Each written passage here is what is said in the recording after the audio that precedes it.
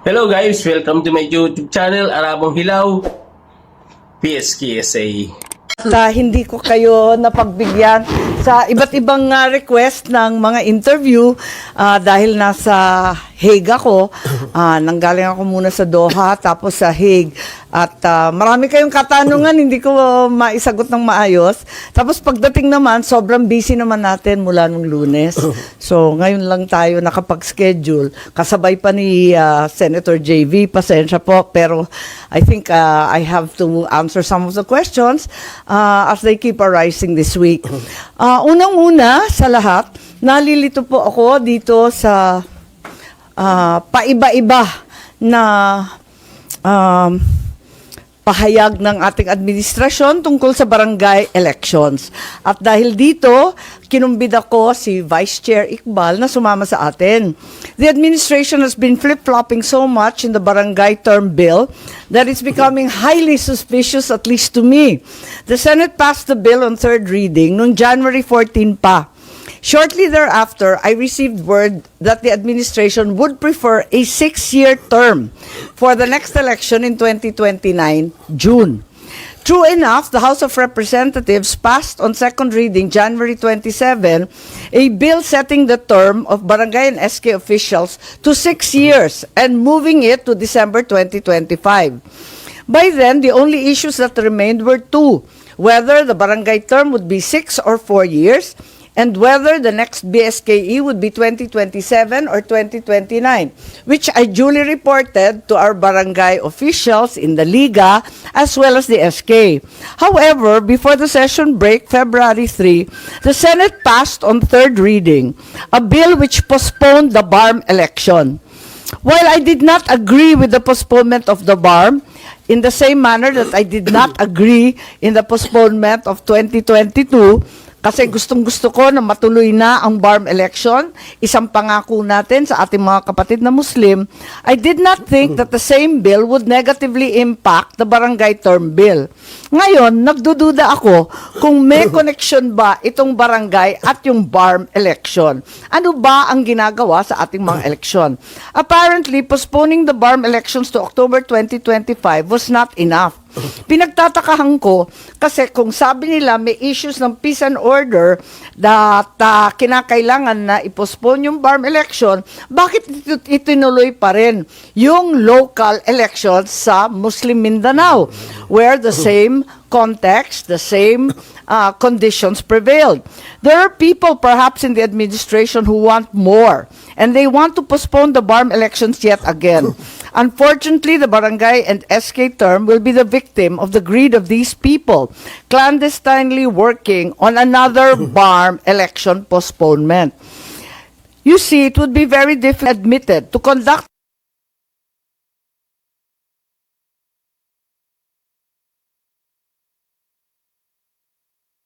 an automated BARM election on the 13th of different ballot phases on the 1st of December.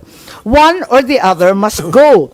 Those who want to postpone the BARM elections will naturally exert every effort so that the December BSKE will push through. They will then use the December barangay election as one of the reasons why the October BARM election should be postponed. This is greed, and it is most gruesome. Those who actually reside in the BARM, as represented by Vice Chair Iqbal, including the governors and the members of the present parliament, want an election. For the first time, it is the MILF demanding an election whether they will be victorious or not. In fact, with me here is our good Vice Chair, the Vice President of the United Bangsamoro Justice Party, so that you can hear for yourself the pleas of the Bangsamoro for the parliamentary elections in October. Vice Chair, please. Bismillahirrahmanirrahim. First and foremost, I would like to express my thanks and gratitude to the Honorable Senator Amy Marcos for giving me the chance to speak directly with our friends from the media. And here is the statement coming from me as Vice Chairman of the More Islamic Liberation Front, at the same time Vice President of the United Bangsamoro Justice Party. On behalf of the Moro Islamic Liberation Front, by authority of our chairman, Al-Haj Murad Ibrahim, I wish to convey a very important message from the Center Committee of the Moro Islamic Liberation Front on the upcoming Bangsamoro Autonomous Region in Muslim Mindanao elections in October 2025. We call on the Philippine government, both houses of Congress, the Commission on Elections, and all concerned stakeholders to respect and follow the schedule and timeline set by law for the upcoming first parliamentary election on October 13, 2025. We strongly appeal to our national leaders to refrain from entertaining any proposal that will again postpone this historic election to choose the regular members of the Bangsamoro Parliament. It can be recalled that since the start of the transition period and the appointment of the members of the Bangsamoro Transition Authority in 2029, the conduct of the first parliamentary election was already postponed twice. The first extension was granted during the term of President Rodrigo Duterte through Republic Act 11593, which moved the first parliamentary election from May 2022 to May 2025. The second postponement was approved by President Ferdinand R. Marcos Jr. on February 21, 2025 through Republic Act 12.3, which pushed back the election by 5 months. MILF recognizes the need to establish a democratically elected members of parliament so the BARM will be able to transition to a fully functioning and empowered autonomous government whose leaders are democratically elected with legal mandate from the Bangsamoro electorates. At this point in time, while there is no pending bill filed in Congress, yet seeking for another postponement of the October 13, 2025, the MILF is very much concerned over reports reaching us that there is again another move to postpone the parliamentary election to 2028. We reiterate our appeal to the Senate and the House of Representatives to assure the Bangsamoro people that the first parliamentary election will push through as scheduled and there will be no further delay nor extension or postponement. This is the essence of democracy, and the MILF is ready to seek legal mandate through the sovereign will of the Bangsamoro people in a clean, fair, honest, and credible election. The MILF, through the United Bangsamoro Justice Party, is ready to submit to this democratic electoral exercise, and we are willing to accept its outcome even if we lose or win. Peace in the Bangsamoro is precious but fragile. It is obtained through the long and arduous journey of negotiations that led to the creation of the Bangsamoro Autonomous Region in Muslim Mindanao. Let us not waste the gains we had made. Thank you very much. Maraming salamat. Si Vice Chair po, pinagbigyan tayo, pero may appointment siya. Kaya kung may katanungan kayo tungkol sa paksang ito, unahin na natin siya. So sir, confirm yun na may another move to postpone the incoming BARM election? Kasi sino daw po nag-initiate? Well, as I have mentioned in my message, there are so many reports reaching us that there is another group, or there is a group really working really to postpone again the BARM election. And that's why we are here to appeal to the national government, to the Congress of the Republic of the Philippines, and all those who are partners in the peace process, and to the entire Filipino people that sana po hindi na po mo-postpone ito. Para po kami po ay ready na po kami dahil sa democratic struggle na po kami, kailangan po na namin na ituloy na natin ang election. Senator Amy, dito ba sa Senate may ganun hubang move? Ang pinagtatakahan ko, ay yung nangyayari sa barangay election. Yung unang sabi sa amin, sana 6 years daw, i-postpone na lamang. 6 years, 2 terms. Bigla-bigla, nung Lunes, pagkatapos ng LEDAC, ang utos daw, no postponement, 4 years, 2 terms lamang. So napapaisip po tayo kung bakit nangyayari ito, ba't pa iba-iba? Kaya pinagtatakahan namin at inaakala namin na baka naman may ibang plano sa iba pang eleksyon, yung October election. Dahil mismo yung COMELEC ay nagsasabi na mahihirapan sila halos sa 1 buwan lang at kalahati ang pagitan ng October at saka December. Baka hindi kayanin lahat ng mga balota na kakailanganin. Kaya eto nga, yung problema ko, yung pala, may BARM election at may balak yata na mag-postpone. Ang sinabi ni Senate President Escudero, kaya itutuloy ang barangay at SK election sa December para and then i-extend yung kanilang term sa 4 years dito sa Senate para hindi na masasabay sa anumang national or local elections. Kailan man naman hindi talagang sasabay yun kahit kailan. Hindi talaga tatama. Pero yung halimbawa this year kasi kasabay ng midterm election, di ba? This year yung SK. Kung December. Yes, kung December. Pero ang problema this year kasi ay 2 years lang halos ang term nila. Kaya walang may gusto ng eleksyon. Saksakan ng mahal at isa pa, magkakasabay doon sa BARM election, which as we know is a very historic and first election. Isang pangako na bigong-bigo na ang ating mga kapatid na Muslim, antay na sila ng antay, ikatlo kung sakali, ikatlong postponement to. Kaya nga,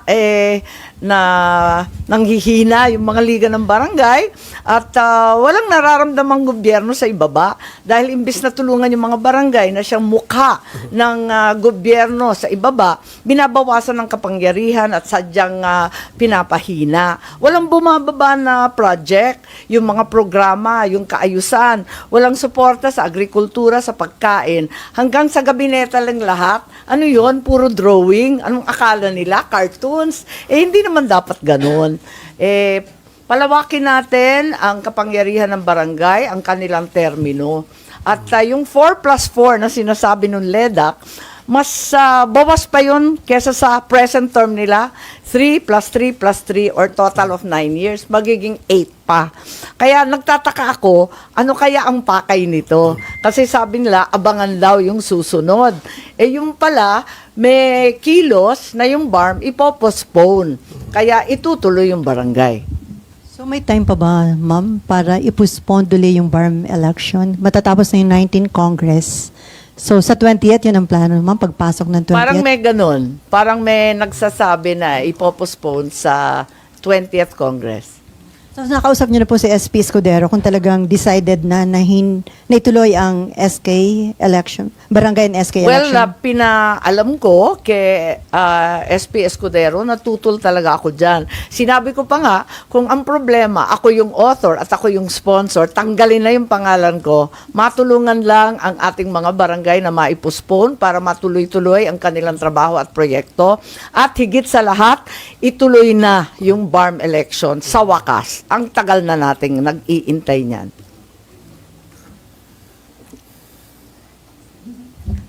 So hanggang next year na lang yung session. So Oo nga, 3 araw na lang. May Kaya chance nga, pa ba? nananawagan si Vice Chair Iqbal na ituloy na. Pero yung postponement ng barangay at SK election, may chance pa ba na ma-approve, ma'am? Well, kung hindi ngayon, sana sa susunod. Pero tawag nga ako ng tawag sa Kongreso, ang balita, nasa agenda ng 2 araw, pero hindi tinitake up. Tinatawagan ko si Congressman Sagarbaria, pati siya nalilito. Dahil sabi niya, dati minamadali, ginagawang 6 years. Ngayon, 4+4 na lang at no postponement bigla. Kaya nagkakalituhan lahat. May we get more information lang po dun sa sinasabi pong reports that meron pong tumatrabaho nga working to postpone again yung BARM elections. Paano po ba ito meron nagkakausap sa mga lawmakers? Ano po bang efforts po on that? Actually, yung mga information napakarami po, but I don't think I'm ready really to disclose names. So, pero sa baba, usap-usapan yan eh.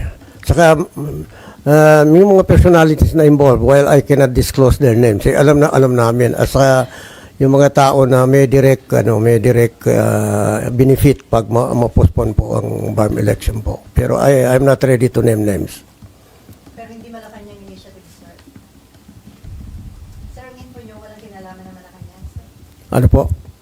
Hindi Malacanang initiative, sir. Oh, I trust the wisdom of the president. I don't think Malacanang has something to do that. At least ang presidente, we trust the president. We trust the wisdom of the president. Ang kinatatakutan ko, pareho na naman ang dahilan na sasabihin. Kunyari, magkakaroon ng insidente, pagkatapos tatakutin ang lahat na magkakagulo, kaya kinakailangan i-postpone. Sana tigilan na yung mga maniobrang ganyan. Kasi mapayapa at nananahimik ang ating mga kapatid na Muslim. Huwag na tayo mag-create ng kung ano-anong insidente para lamang i-postpone. So, kung may mag-push nun, i-oppose niyo yung Senator Aimee? Yes. The same way that I opposed it during the time of President Duterte, and the same way that I opposed it even last year. Ano yung nakikita niyong intention? Ano po yung nakikita niyong intention dun sa pagpapostpone or possible pagpapostpone ng BARM elections? Siguro kung sino makikinabang Yeah. na i-maintain ang control at ang paghawak ng BARM, para sa akin, dapat self-government na yan. Ang tagal-tagal na nating utang yan. Dapat 2022 pa yan. Umabot na tayo ng 2025. Ipopostpone na naman. Mahiya na tayo. Unang-una, nakakahiya sa buong mundo. Inaabangan tayo ng buong Middle East, ng buong Norway. Ang dami-daming bansa na kumbaga nakasalalay. Ito sa kanila na peace agreement ito na international na ang karakter, hindi lang national. Ikalawa, yung ating mga kapatid na Muslim, matagal nang inaasahan to. Parang linoloko na natin sila. Huwag namang ganon. Kada pagkakataon, kapag may pagkakataon na schedule, ipopostpone ulit. Huwag namang ganon. Pero ma'am, who or what group stands to gain kung ipopostpone? Siguro yung mga namamahala, yung mga naka-in charge dyan, na naghahari dyan, samantalang dapat ibigay na natin sa BARM. Autonomous region nga, pero hindi naman sila autonomous. Kayo na. Kami rin po sa Moro Islamic Liberation Front na partner ng government sa negotiation for 17 long years. Gusto na namin magkaroon po ng election kasi ang struggle po namin ay nasa democratic struggle po. Para po magiging normal ang itsura ng BARM po, kailangan na po natin ng magkaroon ng election Para ang impression makikreate po natin normal na po. Yun po ang ipinagtataka namin. Kung sino ang partner ng gobyerno ng Pilipinas sa peace process, yun pa rin ang gusto magkaroon ng election. At yung mga tao, hindi ko kayang pangalanan, hindi sila partner ng MILFA, yun ang ayaw na magkaroon ng election. Yun po ang ipinagtataka namin.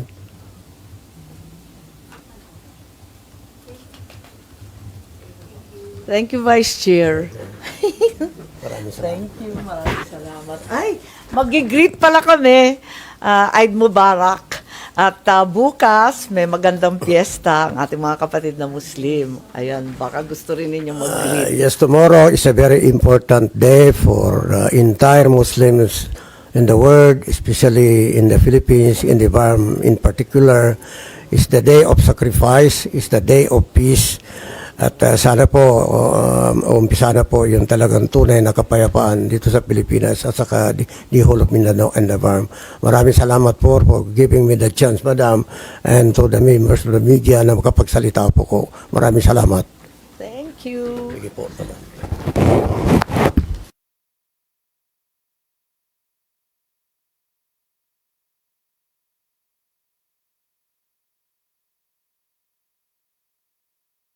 Yung iba, pero at least marinig ninyo. Pero yun kanina. Okay lang. Ano ba yung mga tanong? Meron akong state. Ito yung sa barangay, ano? Kasi gusto ko talaga na i-postpone at palawakin na yung termino nila para yung mga programa bumaba naman at maramdaman ng gobyerno ng ating mga kababayan. So, meron yatang press release ang ating media, no? So, ibibigay rin namin sa inyo. Pero, in the meantime, may kwentuhan sa Hague. Marami kayong nagte-text sa akin. Ini-snub ko kasi hindi ako makarinig. Hindi ko marinig ng maigi. Sintu-sintu yung aking telepono. Ako'y pumunta sa The Hague para samahan ang ating Vice President sa kanyang kaarawan. At the same time, samahan ang ating mga OFW at kababayan na nagdadalamhati at nasa kulungan pa rin ang ating dating Pangulong PRRD. Kami ay dumaan sa Oman, kung saan yung mga Pilipino ay talagang sabik na makita si VP. Pagkatapos noon, pumunta na kami sa The Hague, Netherlands. At alam naman natin, bawal lahat pumasok, pera lang yung pamilya at saka yung abogado. Kaya nandun lang kami sa labas, masaya naman, pero umiiyak din. Nakakatuwa nga yung aming pagtitipon dahil kakaiba. Grabe ang suporta ng mga OFW natin na nagdatingan. Yung iba galing London, galing sa Belgium, galing sa Spain. Yung iba mga napakalayo pa ng pinanggalingan. Galing Hong Kong, Pilipinas. Pati yung mga amo nila, nagugulat ako, sumusuporta sa pagprotesta ng mga Pilipino sa The Hague. Mismong amo nila ng mga Dutch ang gumagastos, nagpapagawa ng mga t-shirt, ng mga hoodie, at matindi na pinapayagan sila mag-day off para lang pumunta doon sa tinatawag na Duterte Street. Ganon katindi ang pagmamahal at suporta nila para sa ating dating Pangulo at pati na rin para sa ating ikalawang Pangulo. Kaya kinukumusta namin sila at sila mismo nagluluto, nagsasalo-salo doon kahit hindi makita si PRRD. Ma'am, Yes. anong napag-usapan ninyo ni Attorney Kaufman? Because you posted a picture with Attorney Kaufman, so what was discussed?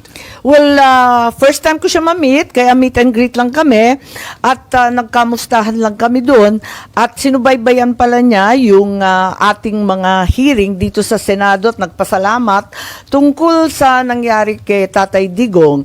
Ginamit pati ang transcript of records natin sa ibang pleading niya at nakatulong daw ito sa ginawa nila at lalo na sa issue at pag-question ng jurisdiction ng ICC sa Pilipinas ngayon na hindi na tayo state party sa Rome Statute. At hindi ako makakomento sa iba't iba pang mga plano nila na pinag-usapan, ngunit talagang matindi ang laban ni PRRD at nakabuo na sila ng legal team. Sir, ma'am, meron bang binigay kahit naman lang kahit anong pag-asa or update kung makakauwi ba ang dating Pangulo or not? Yes, the good news is the attorney Nick Kaufman is very gung-ho. Talagang pinipilit niya na karapatan ni Presidente Duterte ang interim release. Talagang sinasabi niya na talagang ipaglalaban niya ng matindi ang jurisdiction, ang lack of jurisdiction ng ICC. So, yun talaga maliwanag. Loud and clear yun sa kanila. Ma'am, may other question regarding the impeachment. In the past few days, umikot yung balita tungkol dun sa resolution, which is becoming controversial tungkol dun sa pagdi-dismiss dun sa impeachment. Kayo po ba meron kayong sariling version? Kasi kahapon si Senator De La Rosa admitted na meron siya. And then you said na meron din kayong mga nakitang iba pa, and I think Senator Estrada also said may nakita rin siya. So, meron na ba talagang isang resolution that will be filed on the floor, and what will be the action, or what will be, anong gusto nyo mangyari? Wala pa. At nagpapasalamat ako sa lahat ng senador kasi lahat ay naghahanap ng solusyon. Ako din naghahanap ng may solusyon dito sa problema natin sa impeachment. Para sa akin, personal lang walang resolution to. Dapat i-dismiss na ito kaagad. Dahil unang-una, hindi na talaga kaya matapos bago yung 19th Congress, may sariling rules ang Senado. Pero, ang totoo, I have very serious concerns about the validity of the impeachment complaint arriving here in the Senate. Maliwanag naman na ito ay napila pa nung December 2024. Pagkatapos nun, a second impeachment complaint later in December, 4 December, was also endorsed and filed in the lower house. A third impeachment complaint was also filed on the 19th. So, bale, 2nd December, 4th December, 19th December, andyan na, klaro na yung impeachment complaint na nandyan sa house. Tapos, alam naman natin yung background niyan, October 2023, marami nang nagbababala na sila ay magpapadala ng impeachment complaint. Para sa akin, dahil dito, maliwanag na hindi nila ipinadala sa amin dito sa house kaagad-agad. Bakit? Ang tanong ko. Bakit wini-withhold? Kung wini-withhold nila, abay sila pala ang nagpatagal nitong lahat. Despite the lapse of 2 months, no action was taken to transmit to the Senate or refer any of the first 3 verified complaints. Only on the 5th of February, a 4th impeachment complaint was endorsed and signed and finally sent to the Senate. So, para sa akin, kinakailangan alamin kung tama rin ang ginawa ng Kongreso. Sinasabi nila dinelay ng Senado. Ang akin, teka muna, sino ba talaga ang nag-delay niyan? At ngayon, violative na of the 1-year ban on filing impeachments. Ma'am, do you think it will cross over to the 20th Congress? Hindi nga ako naniniwala dyan kasi may ruling naman, may rules ang Senado. All pending matters and proceedings shall terminate upon the expiration of one Congress, may be taken up by the succeeding Congress as if presented for the first time. Klaro naman sa atin, kapag nagtapos sa June 11, ang 19th Congress, dapat mag-file ulit ang House of Representatives ng panibagong articles of impeachment. Tulad ng lahat ng ating mga batas, umaabot ng third reading, pag kinapos ang oras, back to square one. Ma'am, anong sagot nyo dun sa UP Law faculty, I think Senator De Lima, Senator Drilon, all of these other people who are insisting that you should conduct the trial in accordance with the Constitution dahil nga sabi forthwith? Palagay ko, mas importante sa iisang salita na forthwith, ang malawakang kapangyarihan na binibigay ng ating saligang batas sa Senado. So, sa palagay ko, maraming otoridad na nagsasabi hindi pwede at ginagalang natin sila, pero sa kabila nun, ang pinakamaliwanag, ang Senado, ang may kapangyarihan magdesisyon kung ano talaga. Para sa akin, kaduda-duda ang validity, ang tamang pagpadala at endorsement ng Congress. So, depende yan. Mauuwi sa botohan. Dahil alam naman natin, ang impeachment, hindi naman siya legal. It is a fundamentally political process. And it is an effort by politicians to find accountability, di ba? Kaya, ayun, ang kapangyarihan nasa kamay talaga ng Senado. Ma'am, sabi nyo, dapat ma-dismiss na agad itong impeachment. Paano at kailan? Kasi on June 11, nakaschedule kayo para dun sa presentation ng articles of impeachment at pag-convene ng impeachment court. Ibig sabihin, para sa inyo, hindi na dapat umabot sa punto na yon? Dapat i-dismiss na agad? Para sa akin, wala na talagang panahon para sa trial. Dapat ibasura na kung gusto talaga ng House of Representatives. Wala namang problema. Pwede silang magpila ulit subject to the 1-year ban. That seems very, very clear to me. So, ano mangyayari, ma'am? May magmo-motion bago yung June 11? Hindi ko alam. Naki-SP yun. I think he's been interviewed extensively and has spoken copiously about the different possibilities. Marami pang iba't ibang posibilidad. Kaya pinag-aaralan ng maigi. At ako nga, kinukumpirma ko na itong mga drafts na to, siguro effort ng bawat senador na makahanap ng solusyon para sa tamang proseso. Yung pinakasang-ayon sa batas, pinakamabilis, pinakaklaro. Kasi may mga nagsasabi na anumang legal issues o anumang issue concerning impeachment, dapat pag-usapan yun kapag nag-convene na kayo as impeachment court. Parang hindi nyo pwedeng pag-usapan during your plenary session, yung legislative session. Oo, maraming nagsasabi noon, pero yung pakiwari ko kasi, yung validity mismo na pagpapadala ng House of Representatives sa amin, kine-question ko eh. Kasi, bakit ganon? Postpone sila ng postpone, tapos hinuli talaga sa last day. Tapos kami ang sisisihin, nagde-delay. Teka nga, tignan ninyo yung mga datos. So ma'am, sa inyong office, na-establish nyo na invalid yung na-transmit o na-submit na articles. with Well, impeachment. isang argumento yon. Maraming ang argumento. Kaya nga, inaanyayahan ko na mag-caucus ang lahat ng senador para maisaayos. Kasi narinig naman natin, iba naman yung opinion ng ating minority leader, si Senator Antiveros. Pagkatapos may sariling kaisipan rin, si Senator Tolentino, nagdebate na sila sa floor. Hindi na kami sumali pagkat ang bawat senador may ibang ideya rin. Ma'am, dun sa ilang mga resolution seeking dismissal nung impeachment complaint against BP Sara, aside dun sa office ni Senator Bato, Joint effort lahat. May iba pa pala, Sen? Ay, oo, Ilan marami yung na. nakita nyo? Yung linabas sa media, parang ikatlo na yata yun. Tapos mula noon, meron pa akong nakitang iba. Dalawa pa yata. Ma'am? So may 5 kayo, ma'am, na Ha? nakita? There are at Hindi least ko na 5. maalala. Hindi ko na maalala. Kasi yung iba bahagya lang, di ba, nag-e-effort mag-draft. Ganyan naman talaga ang lawmaking. Pero ma'am, sinong Ay, sige. Sorry. Parang Sen, sabi niyo, Group effort. Parang group effort based on chismis. Pero Sounds sinong nasa familiar group? ba? Ma'am, Nauso yun eh. ano Ma'am, yung sinong Duterte nasa group? Black ba, ma'am? Yung may Hindi. group effort? Hindi. sorry ma'am, iyaano ko lang Sen ha. So parang third na kasi Hindi. nakita ninyo.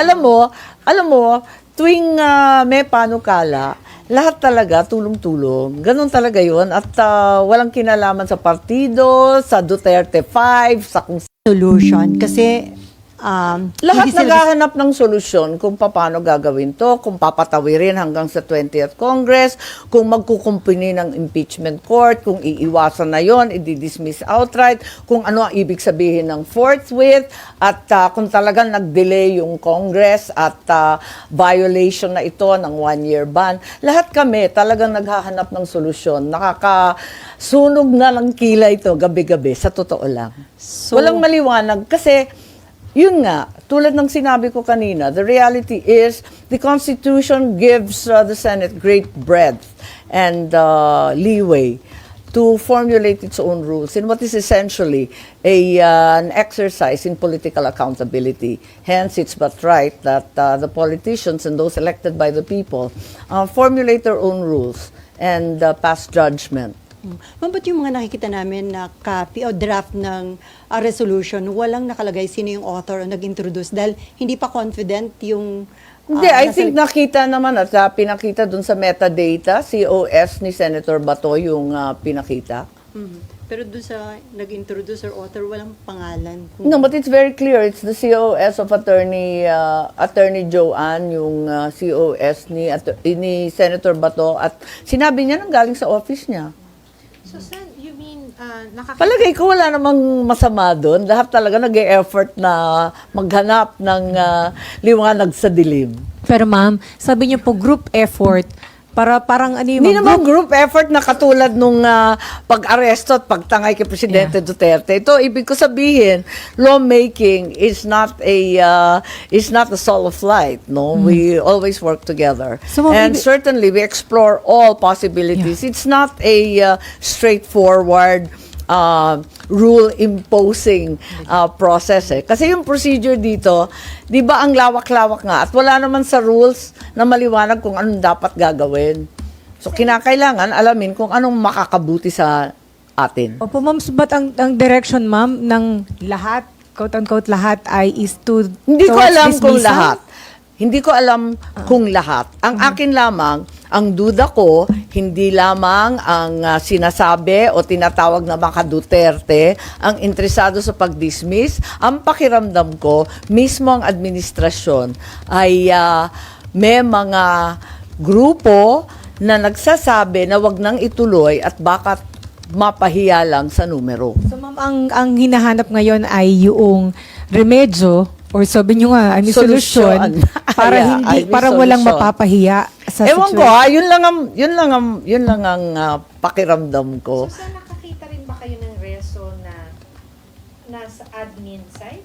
Na sila yung nag-draft? May ganun ba? Kunyari, Hindi, wala. Pinag-uusapan lang.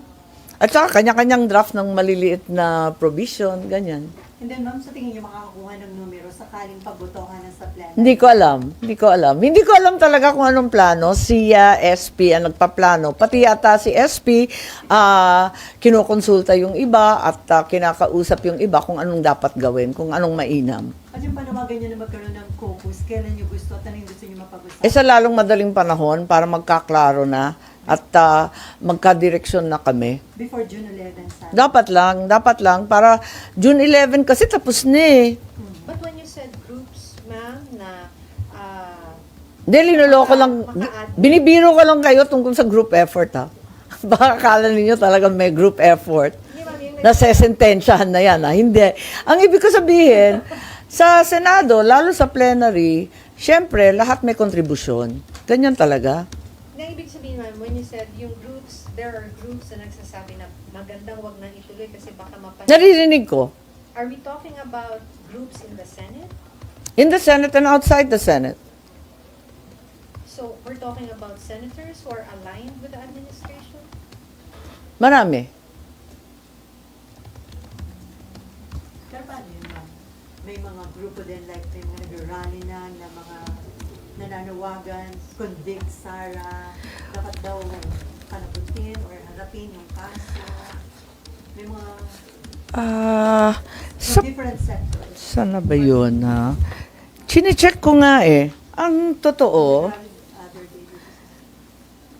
di, ang katotohanan ay maraming kaso nakapila kay VP Sara, no? Ang dai-dai niyang kaso at hindi natin masasabi na kumbaga walang accountability. Marami pa rin pananagutan kasi ang dami pa rin kaso.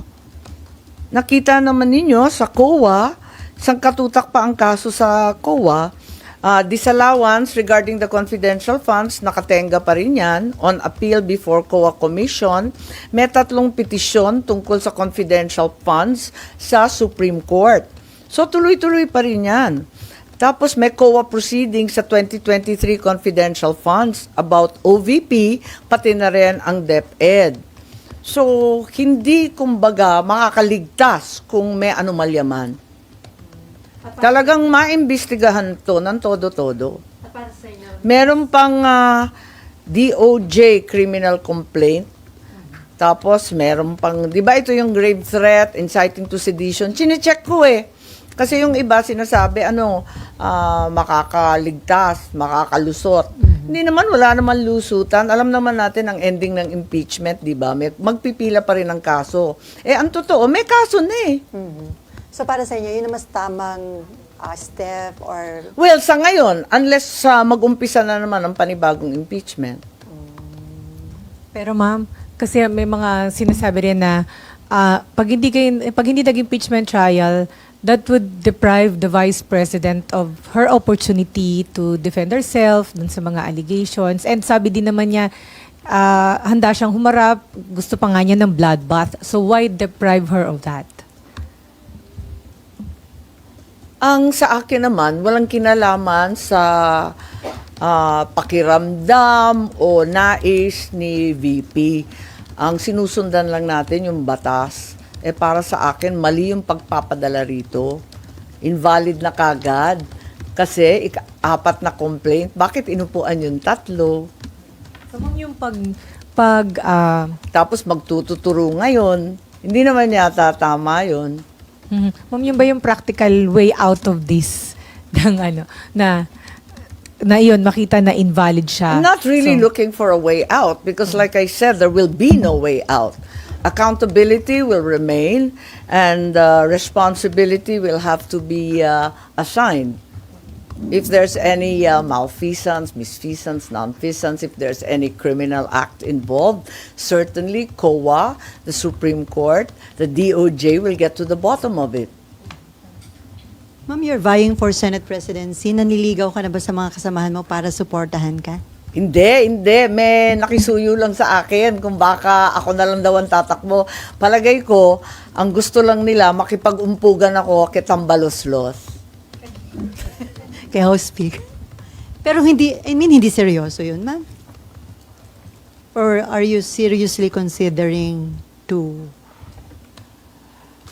Actually, hindi ko masyado iniisip sa totoo lang.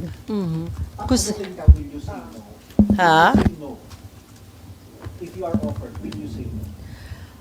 Actually, nakikinig ako sa mga kandidato, 'di ba? Klaro naman na si SP Cheese tatakbo muli. Klaro naman na si former SP Tito Sen nagre-recruit din. Lahat sila nangangampanya. Nakikinig ako. Pero para sa akin, tulad ng sinabi ko noon, dapat may klarong plataforma. Talaga bang ipagtatanggol ang ating budget? Yung paglulustay ng bilyon-bilyon ng 2024 na lumalapan ng 2025. Mauulit ba yan? Kasi nagpalit kami ng SP. Para sa akin, bumoto ako sa bagong SP dahil sa nangyari sa 2024. Yung pala, mas grabe ang mangyayari sa 2025 na election year. So, gusto ko ng confidence na talagang hindi ito mangyayari ulit. Pagkatapos noon, syempre, yung integridad ng Senado, pagtatanggol ba, yan, mga issues yan na kailangan talaga panindigan natin. So you're open. I think every senator will rise to the challenge. Ilan na po yung nag-express ng support sa inyo, ma'am? I'm not free to say so. Pero nag-text ka na rin ba sa mga colleagues ninyo? Ay, hindi. Ay, nagte-text. Mahilig ako mag-text eh. Marites ako eh. Talaga nagte-text ako sa iba't iba pero hindi tungkol sa kampanya. Pagod na ang mga kampanya. Ma'am, balik ko lang po doon sa impeachment. Ma'am, sabi nyo, lahat naghahanap ng solusyon. Ma'am, Oo naman, kasi Opo. talagang mahirap itong sitwasyon natin. Kailangan magklaro. yes, ma'am. So, hindi nyo, ma'am, anong malamang na mangyayari, hindi na magko-convene ang Senate as impeachment Hindi court ko on alam. Wednesday? Hindi ko alam. Ayoko mag-speculate. Dahil, like I said, we have all the options open. Every senator has his or her opinion. And we respect their right to air their views. Wala pang consensus sa madaling salita. But what solution are you looking for, Sen? When you say... Well, the best way to deal with the impeachment complaint endorsed to the Senate, obviously. Whether it bridges over to the 20th, whether that's no longer possible, whether we take cognizance and constitute as an impeachment court, etc., as we've spoken about repeatedly. Ma'am, kasama po ba kayo dun sa nabanggit po ni Senator Bato that there are senators na nag-i-input dun sa draft? Oo naman. And ano po yung inputs na nakikita nyo? Kasi nga yung input ko nga, yung sinabi ko kanina, napalagay ko, yung validity nung in-endorse sa amin dito sa Senado should be assailed in the first place. Ma'am, kasi dun sa draft resolution na kumalat, ang ina-assail dun mismong Senate na it failed to act on the impeachment cases for... Ayun na nga parang sinisi namin sarili namin. Kaya Kaya talagang parang, hello, may benta ba yan? Kaninong version yun, ma'am? Kaya yun ang kailangan baguhin, ma'am. Kasi, yun nga, practical, sinisisi sarili nyo eh. Kaya nga Pero ito, hindi naman panahon ng sisihan o turuan, Basta maghanap tayo ng solusyon kung anong magandang gawin at kung alin ang sang-ayon sa batas. So, nakita nyo, walang mangyayaring impeachment trial. Hindi ko alam. At kung mangyayaring magkaroon, Everything's still possible. It's all up in the air. Like I said, we haven't met. We haven't come to a consensus as a body. And certainly, all options remain open. And I think every senator needs to be heard. at kung matuloy, ma'am, yung impeachment trial, considering yung magiging bagong composition ng Senate sa 20th Congress, bakit yung chance ba na ma-acquit? Or Bilangin na lang ninyo. Sabihin niyo,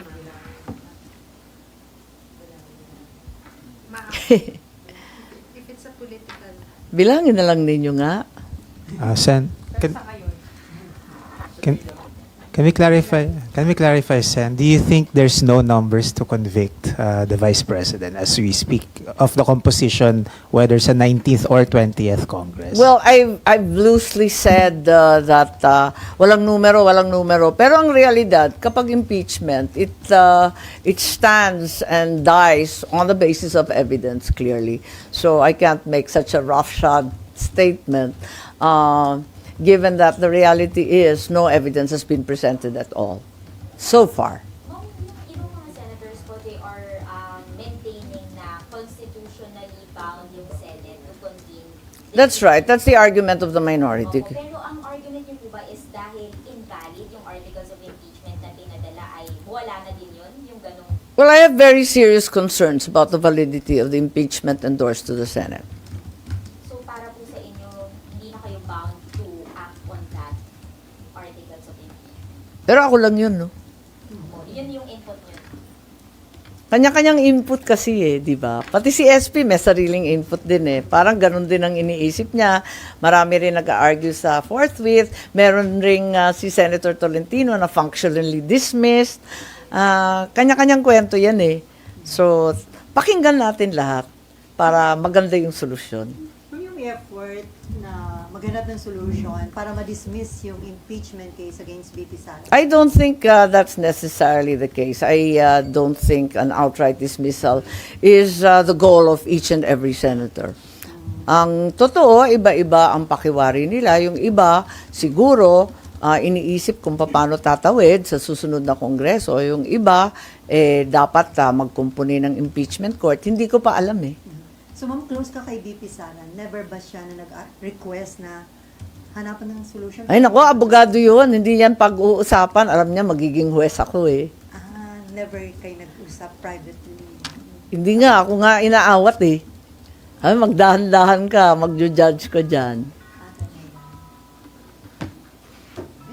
Ang sabi lang niya, ano man ang mangyari, tanggap ko na. Sabi ni VP, which means... Kailan niya sinabi? Ha? Kailan niya sinabi sa I think sinabi sa marami na rin yon, no? Nasabi na rin sa media. Sen, maybe you'd like to react on Davao City Mayor Baste Duterte's statement saying that Nagkita kami sa Hague at naintindihan ko siya. something about being at least he may not be approve of the Marcos but not with you. Parang he's casual with you. That's Hindi, his term. nagkita kami. Nagkasabay kami sa birthday. Yun nga, ni VP Sara. You understand him in what aspect? Or how? Why po?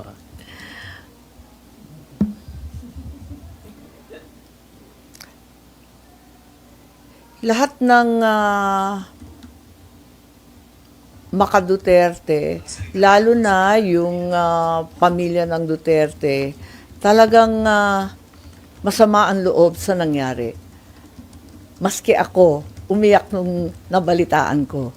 So, naintindihan ko ang hinagpis nila, ang galit nila. Ma'am, after midterm elections, At pag pumunta ka sa The Hague, mararamdaman mo, kasi ang lungkot-lungkot doon, kawawang-kawawa talaga ang dating Pangulo. Ngayon pang tumanda at may sakit, diyan pa nagka-problema at mag-isa. Mabuti nga nung pumunta kami, uminit na Ang lamig-lamig daw dati. Ma'am, after midterm elections, ang daming pinapalabas na orders si Presidente, like yung pagsasubmit ng courtesy resignation ng mga cabinet members, ng mga GOCC head. Well, so far, 2 pa lang naman ang tinanggal. Pero do you think maganda itong ginagawang hakbang ng Pangulo para sa last 3 years niya maging maayos, effective yung kanyang pamumuno? Ay, hindi ako mahilig ng mass resignation kasi nabubulabog lahat. Pagkatapos, sana may tunay na pagbabago, maliwanag ang boses ng taong bayan nung eleksyon. Ayaw talaga nila ng pang-aapi sa mga Duterte, ang walang humpay ng pamumulitika, ang walang tigil na pagbabaliwala ng tunay na mga problema tungkol sa agrikultura at pagkain, ang hanap buhay, ang trabaho, kinakailangan tutukan talaga ang tunay na problema ng taong bayan. So, yun tungkol sa mass resignation, medyo very bloody naman yata yung proseso. At hanggang ngayon, dadalwa pa lang naman ang tinatanggal. Ano bang masasabi natin? 4 lang ang tinanggap, 2 lang ang cabinet level.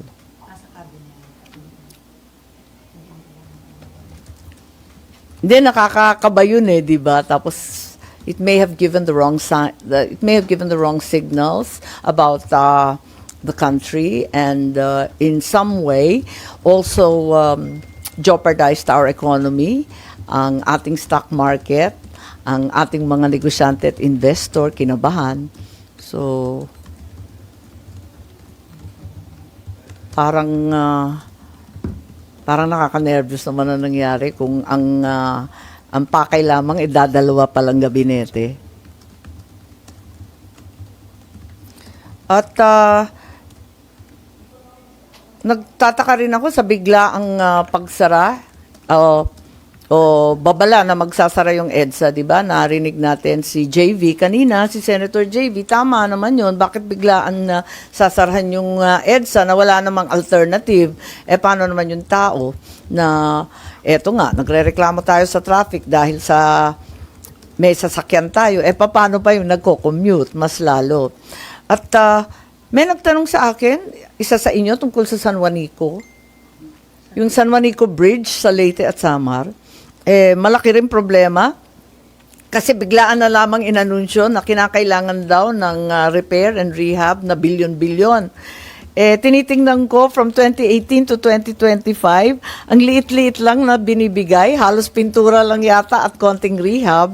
May 451 million lang ang linalagay dun sa tulay mismo. At yung inaakala namin pag repair ng ating tulay, 4.7 billion. Mga kalsada lang pala yun. Talaga naman na-neglect ng todo-todo, ng bonggang-bongga yung tulay. I feel very badly personally about it dahil yung tulay simbolo ng administrasyon ng aking ama.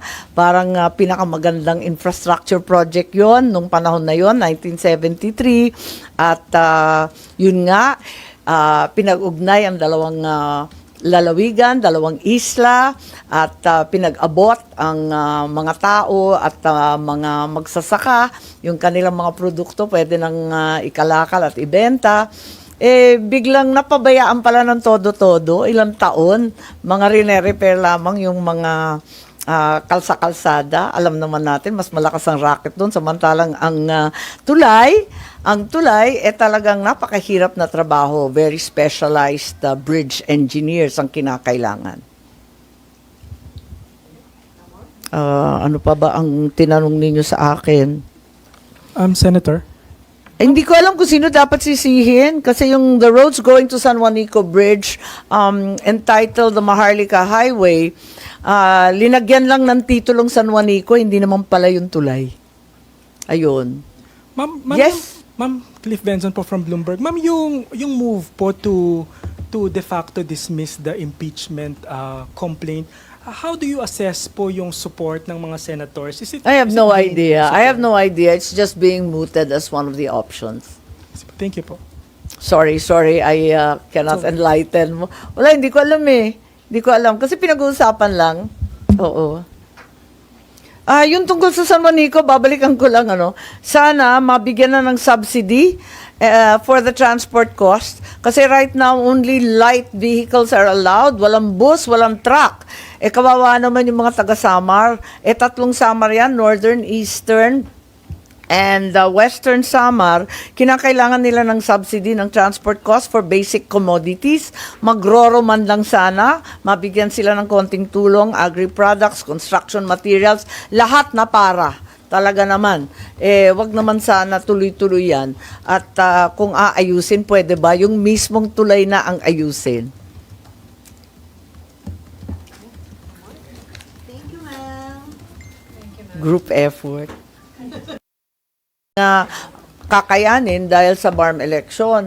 Ngayon, may balibalita at nateten sila at yung LEDAC na ang liwaliwanag na itutuloy yung postponement, nagulat naman ako at nananawagan ako sa mga